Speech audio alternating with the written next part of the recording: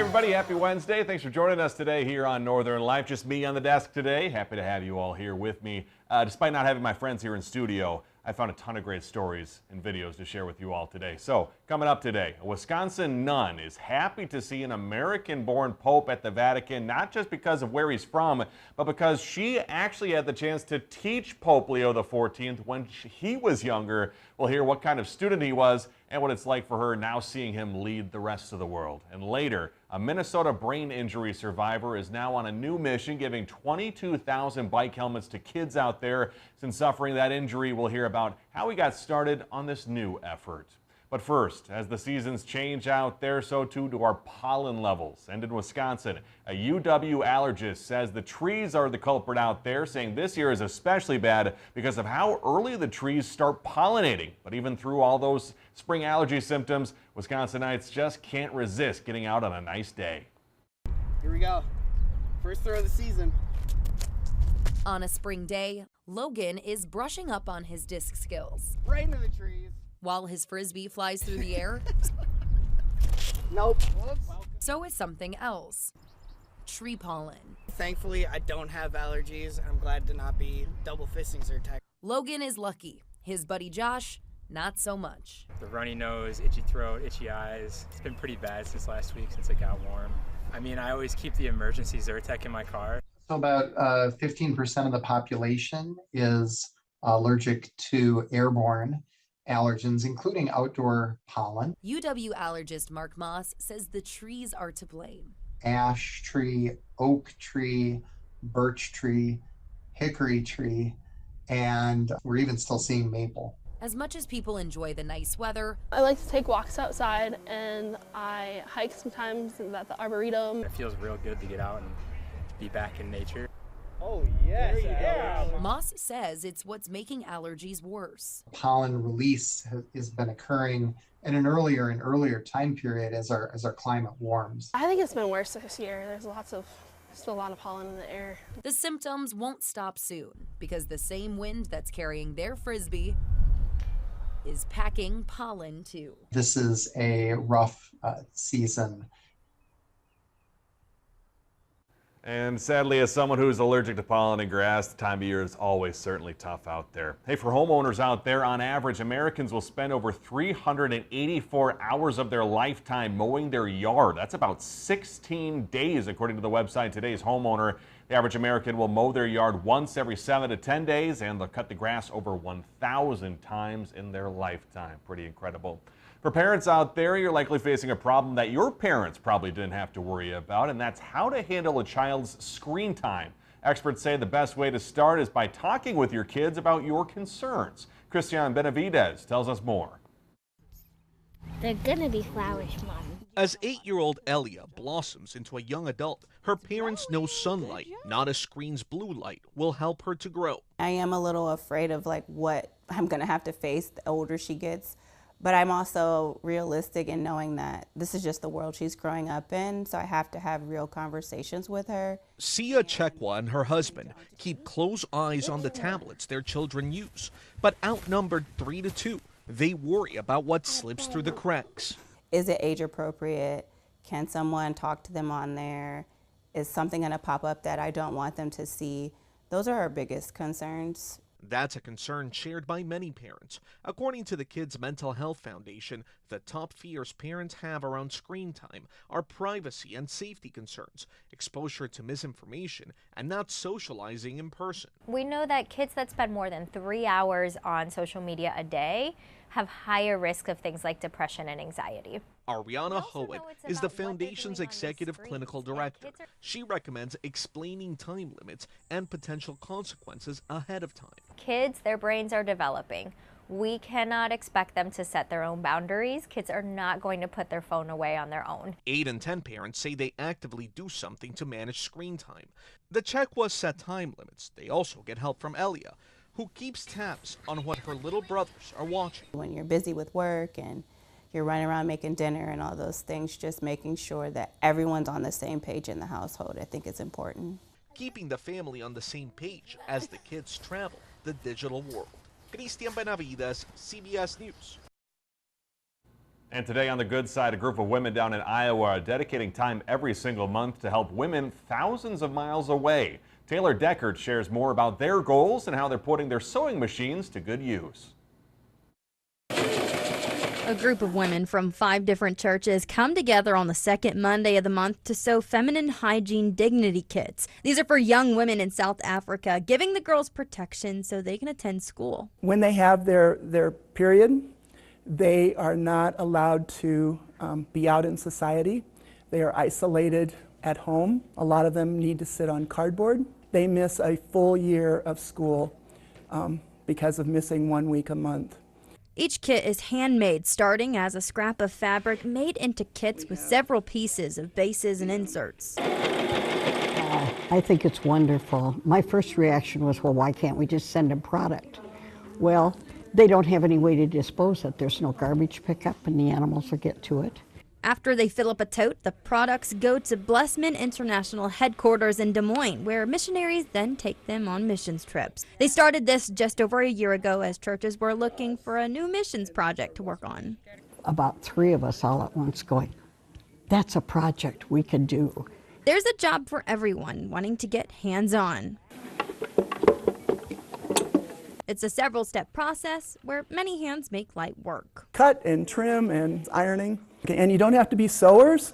Each meeting, they try to knock out 15 to 20 in a session. Each kit is intended to last a young woman 3 years, so they're putting forth their best work each month. We need to sew like it's looking for blue ribbons at the state fair.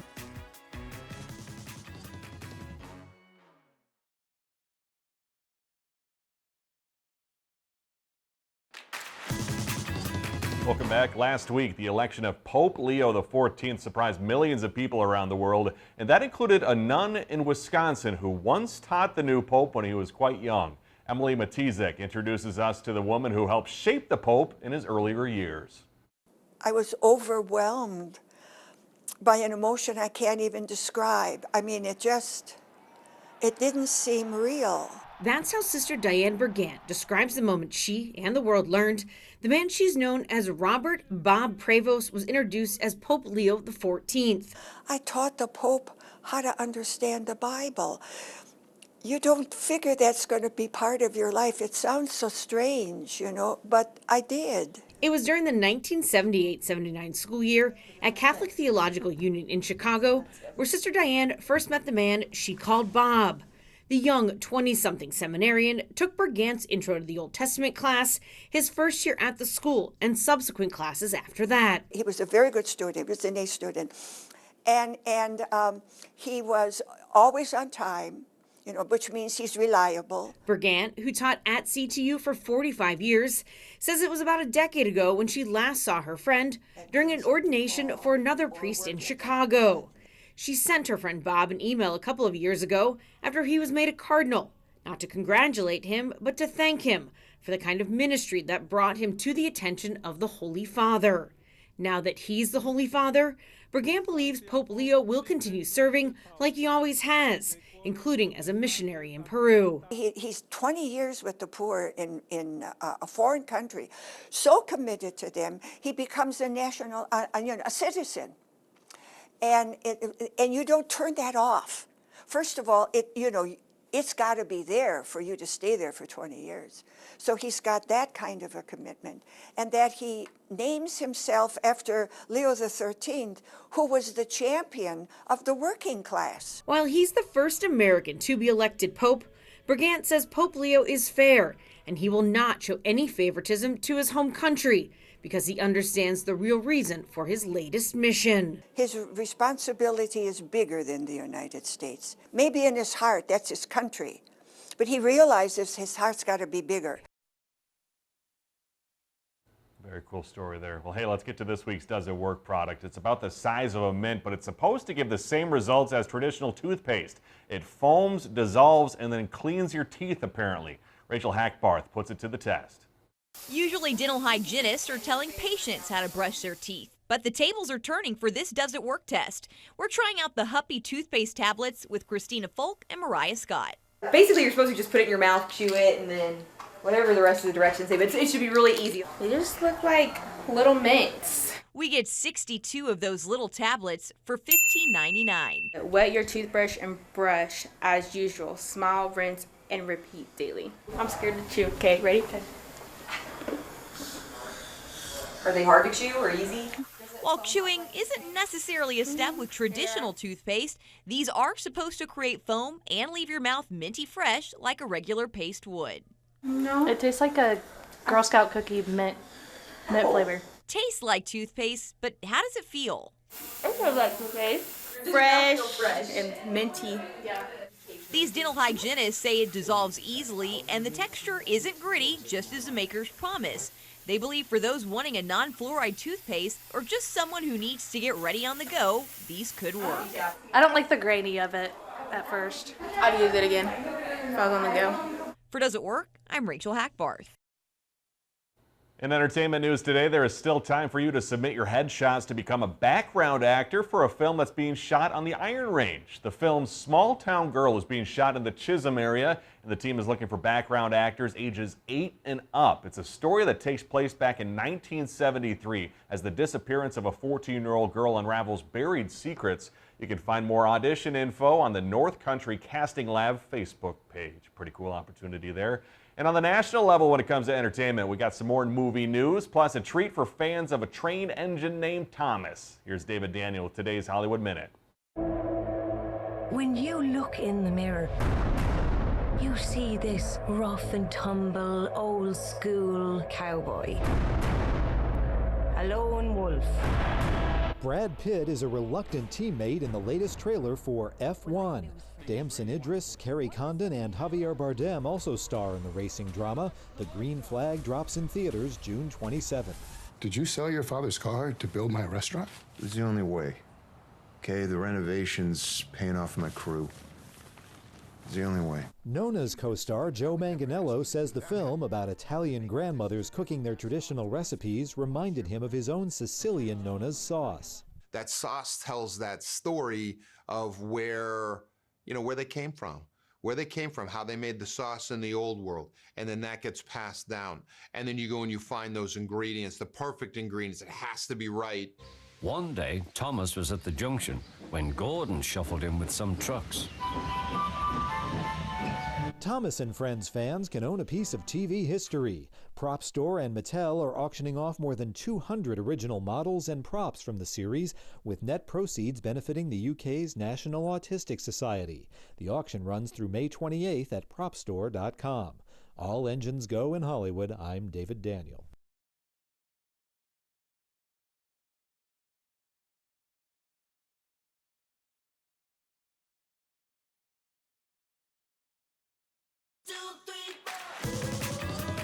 Welcome back, everyone. Now is the time of year when people dig out bikes from their garages, and one Minnesota man is peddling an important message. Boyd Huppert has more on his mission to save people from a difficult path that he knows all too well.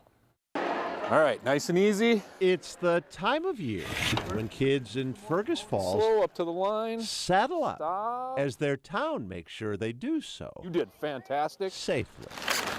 The bike rodeo. But this isn't Mike Heikes's first rodeo. Yeah, been doing it most of my adult life. Wrangling Minnesota and North Dakota kids to helmet up. I should have counted out how many rodeos. It's a lot. Because of what went down 43 years ago. And a brain injury happened when I was 18. 18, and a week from starting college on a scholarship. Yeah, not a care in the world. Till a night of celebrating. A friend behind the wheel speeding. This curve in the road. Both of us were drinking. And a Mustang that left the road and rolled. I was thrown through a closed window and landed on the highway. It was a trail about 20 feet where I slid. Fergus Falls youth in critical condition following rollover. The headlines and the bag of his hair the hospital handed Mike's mom. She was supposed to give it to the funeral home, and they would have put it back in my head to make me look presentable. All of which led to the hundreds of Post-it notes. Use the meat. Sprinkled. Repot spider plant. Around Mike's home. 11 o'clock, K-R-E. And hands. That's when you were coming in. Such is the life of a brain injury survivor. Otherwise I'll forget. But then, so is this. Promise to wear it every time you ride bike? When his brain injury kept him from driving, Mike started biking. Big boys wear helmets. That's Yeah. when Mike began noticing kids riding without helmets. You live through a brain injury. I don't want to see anybody else have a brain injury. The brain injury survivor Yeah. put his mind to it. I started in 1999, and I've given over 22,000 away. It's all helmets. So many helmets. Cost $10 a piece. Semis have pulled into Mike's driveway. Donation containers. Mike places his containers at businesses in and around Fergus Falls while seeking donations from service organizations. And when that's come up short, that's what home equity loans are for, right? A second mortgage for his first priority. I hurt my brain in a car accident, but I got on a bike just the same. He's one of our local treasures. Patrick Hollister, who helps run the bike rodeo, Now go through this figure 8. saw last year's headline that Mike was retiring You'll be a safe bike rider. from helmet giving. I need speech therapy. No. No. Yeah. I have a hard time saying no. Maybe next year, Mike will remember. Retire. But just the same, Want me to buckle it? hedge your bets on this being his last rodeo. I'll adjust this just for you, okay? Okay. Boyd Hooper, Carol 11 News, Fergus Falls. There, now you be safe. Yeah, all right. An amazing man. Our thanks to Boyd for that story. Well, hey, looking ahead, planes, trains, and automobiles will be used for the Memorial Day holiday period, which is just around the corner. And AAA estimates more than 45 million people will travel at least 50 miles from home from Thursday, the 22nd, to Monday, the 26th. And that would set a new Memorial Day travel weekend record. The previous mark set 2 decades ago in 2005 when 44 million people took a trip. And the majority of those travelers will be going by car. And the good news, stopping to fill up at the pump shouldn't hurt as much, as the national average for gas is down nearly 50 cents compared to this time last year. Good news for folks. Well, coming up, exciting sports news to share. See you in a bit.